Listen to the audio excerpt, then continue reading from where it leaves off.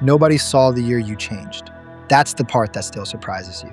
There was no screenshot, no green candle that went viral, no morning you woke up and the account had a comma it didn't have the night before.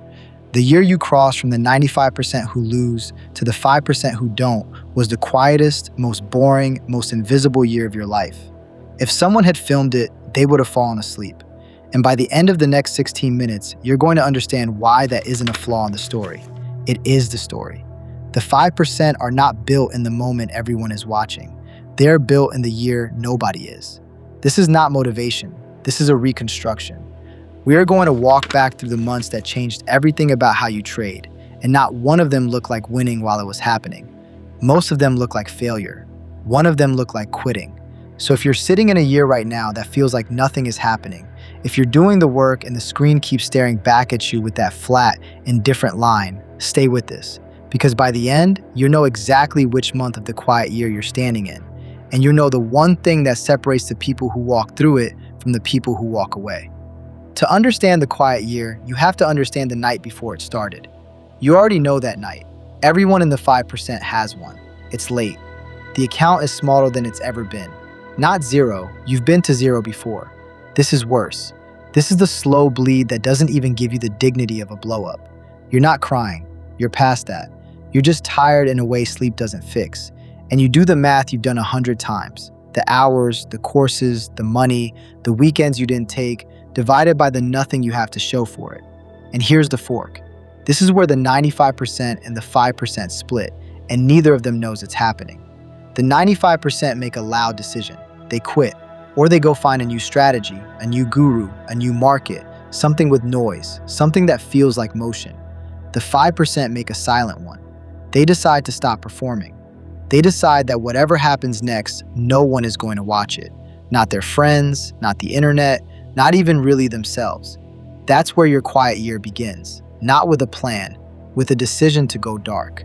I'm going to take you through it in 5 movements, the way it actually felt, not the way it would look on a highlight reel. And I need you to resist something as we go. You're going to keep waiting for the turning point, the single trade, the breakthrough, the moment the music swells. There isn't one. That discomfort you'll feel waiting for it, that's the most important thing in this entire video. Sit in it. Let's begin. The first thing you did was the thing nobody claps for. You closed the tabs. The Discord with the 4,000 members, the 2 Telegram groups, the 17 traders you followed who posted nothing but green. You didn't announce it. You didn't post a dramatic taking a break message. You just stopped opening them. Within a week, the algorithm stopped showing them to you, and the noise that had been the soundtrack to your trading for 3 years simply ended. And the silence was awful. That's the part nobody warns you about. You'd built an entire identity on being a trader, on having opinions, on being in the conversation, on the little hit of dopamine when someone liked your call. Take that away and there's just a person, a chart, and the uncomfortable question of whether you can actually do this when no one is around to see you try. The 95% can't sit in that silence.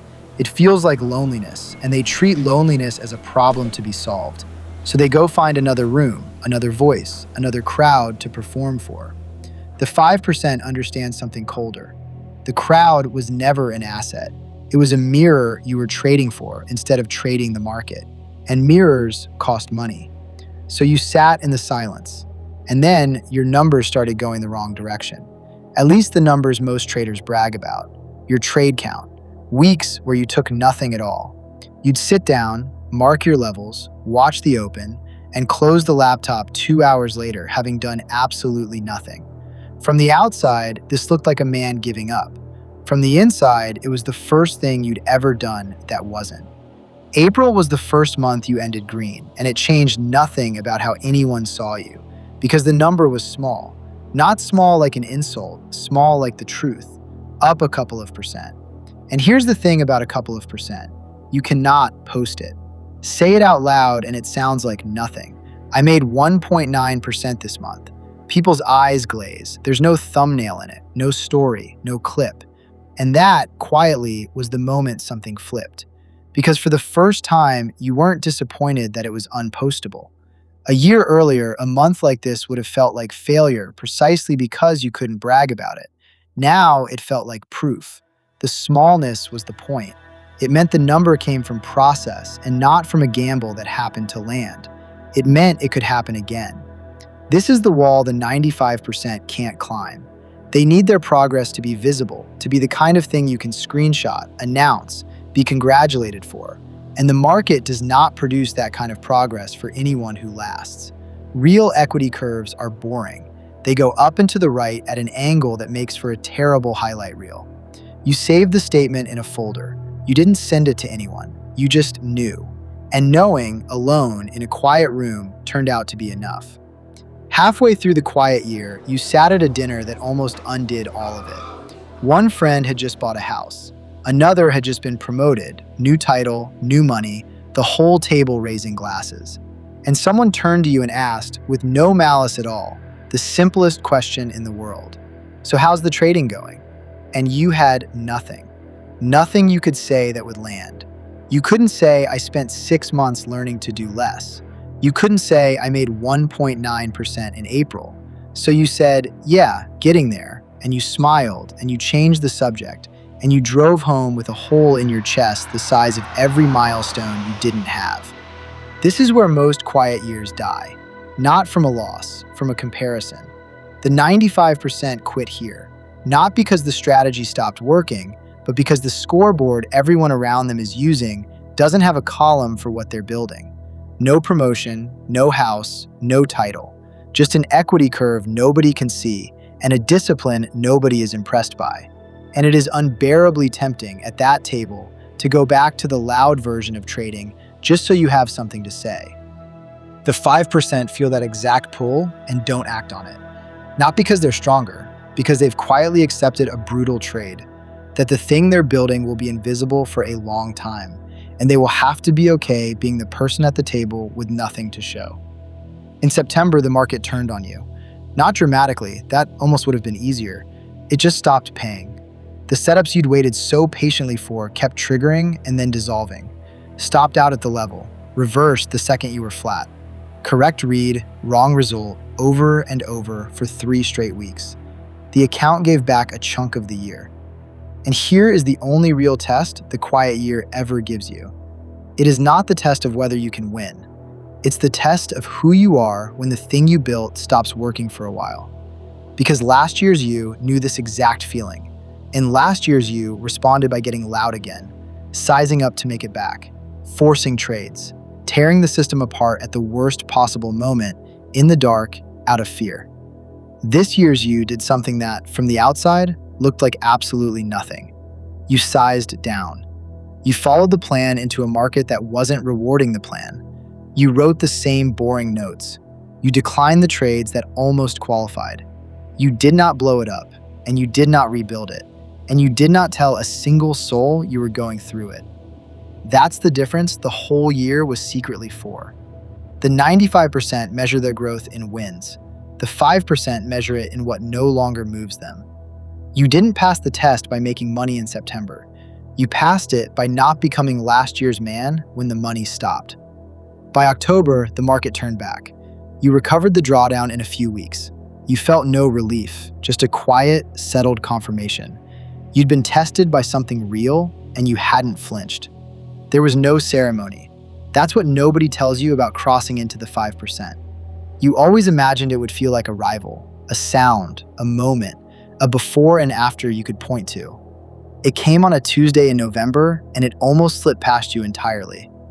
You'd taken one trade that morning. Your setup, clean, no hesitation. You'd entered, set the alert, and then you'd done something that stopped you cold when you realized it later. You'd gotten up and made coffee. You hadn't watched it tick. You hadn't refreshed the P&L. You hadn't felt your heartbeat in your throat. The alert fired, you closed it at target, you wrote one line in the journal, and you went back to your actual life. And none of it had cost you anything emotionally. It had been, in the most beautiful sense of the word, boring. And standing at the counter with the coffee, it hit you. Not the money, the person. You had become someone who could do this without it doing something to you. The thing you'd been chasing for years was never a number in an account. It was this, a nervous system that had finally gone quiet. You weren't trying to join the 5% anymore. Somewhere in the boring middle of a boring year, without a single dramatic day, you already had. This is the secret the highlight reel version of trading can never show you, because it isn't filmable. The 5% don't feel like the 5%. There's no fireworks in their chest when they trade. They feel calm, slightly detached, almost underwhelmed. The 95% are chasing a feeling, the thrill, the validation, the high. The 5% gave that feeling up on purpose and got something better in its place. The freedom of no longer needing the market to make them feel anything at all. December came and went the same way. The account closed out its first genuinely consistent year, and there was no message. No friend texted congrats.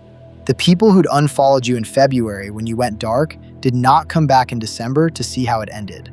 They never found out it ended at all. And the strangest thing is that you were okay with it. A year earlier, an unwitnessed success would have felt almost pointless. Now the win wasn't the number. The win was that you'd become a person who didn't need the number witnessed. You picked the quiet one, and it paid you back in the only currency that lasts. A year that nobody saw, that changed everything. So here's the only question that matters. Which month are you standing in right now? Be honest, not the month you wish you were in, the one you're actually in. Are you still in the loud version, performing for a crowd that will never pay your bills?